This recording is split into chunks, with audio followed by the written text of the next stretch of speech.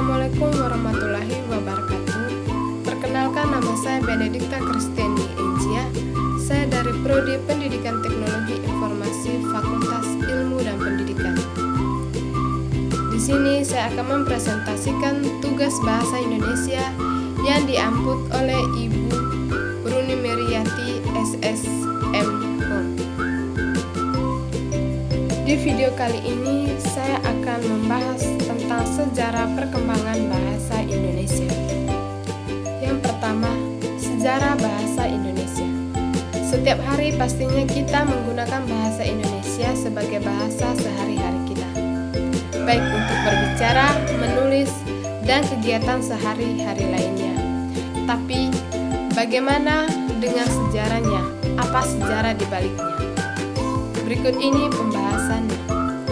Jadi, bahasa Indonesia adalah bahasa Melayu, sebuah bahasa Austronesia yang digunakan sebagai lingua franca di Nusantara kemungkinan sejak abad-abad awal pengalaman modern, paling tidak dalam bentuk informal. Bentuk bahasa sehari-hari ini sering dinamai dengan Melayu pasar. Jenis ini sangat luntur sebab sangat mudah dimengerti dan ekspresif, dengan toleransi kesalahan sangat besar yang mudah menyerap istilah-istilah lain dari berbagai bahasa yang digunakan para penggunanya. Bahasa Melayu di Indonesia kemudian digunakan lingua franca atau bahasa pergaulan. Namun pada waktu itu belum banyak yang menggunakannya sebagai bahasa ibu. Biasanya masih digunakan bahasa daerah atau yang jumlahnya bisa sampai sebanyak 360. Awal penciptaan bahasa Indonesia sebagai jati diri bangsa bermula dari Sumpah Pemuda pada tanggal 28 Oktober 1928. Terpilihnya bahasa Indonesia pada Kongres Nasional kedua di Jakarta, dicanangkanlah penggunaan bahasa Indonesia sebagai bahasa untuk negara Indonesia. Pasca kemerdekaan, Soekarno tidak memiliki bahasa sendiri.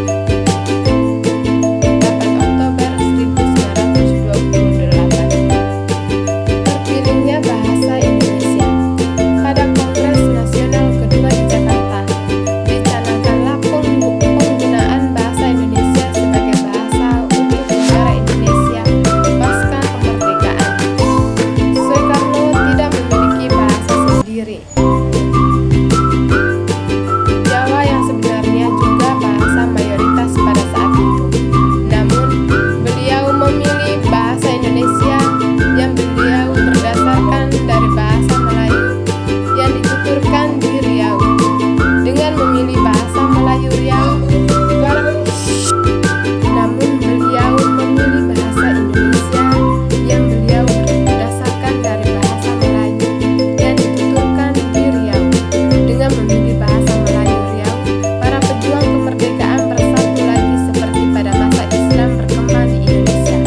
Namun kali ini, dengan tujuan persatuan dan kebangsaan, bahasa Indonesia yang sudah dipilih ini kemudian distandarisasi atau dibakukan dengan baku atau tata bahasa dan kamus baku juga diciptakan.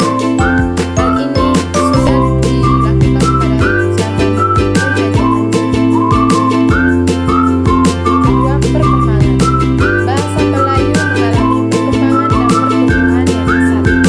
Bahasa Melayu menyebar ke pelosok Nusantara bersamaan dengan menyebarnya agama Islam. Ini mudah diterima masyarakat dan dijadikan sebagai bahasa perhubungan antar pulau, antar suku, dan antar budaya. Lama-kelamaan, bahasa Melayu dipakai di wilayah Nusantara. Dalam perkembangannya, bahasa Melayu mempengaruhi budaya di Nusantara. Bahasa Melayu mulai menyerap kosakata dari berbagai bahasa seperti bahasa Sangkereta, bahasa Krisa, bahasa Arab, dan bahasa-bahasa Eropa. Kemudian muncul berbagai variasi dan dialek dari bahasa Melayu. Ini mendorong tumbuhnya rasa persaudaraan dan persatuan bangsa Indonesia. Jadi, melalui kilas balik sejarah yang telah dipaparkan di atas dapat dengan jelas diketahui bahwa bahasa Indonesia telah menjadi begitu kuat hingga saat ini karena telah melalui prosesnya unik. Berawal dari bahasa Melayu, kontrak, dan budaya asing yang kemudian menggunakan bahasa Melayu dan menjadi bahasa yang akhirnya diganti dengan istilah bahasa Indonesia pada tahun 1926. Itu saja materi yang saya paparkan di video kali ini. Itu saja materi yang saya sampaikan.